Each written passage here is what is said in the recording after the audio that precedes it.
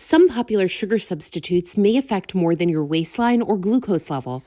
A new study links high consumption of certain artificial sweeteners to faster cognitive decline.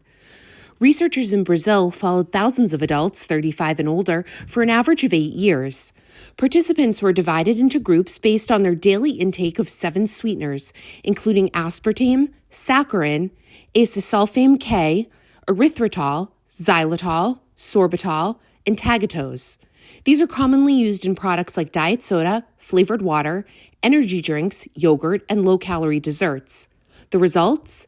People under 60 who consumed the highest total amounts, about 191 milligrams per day, experienced a 62% faster decline in thinking and memory skills.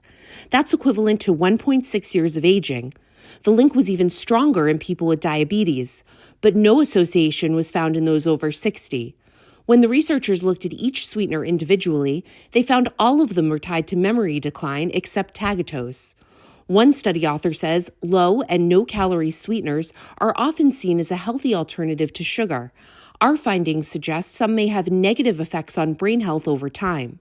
The authors caution the study does not prove cause and effect.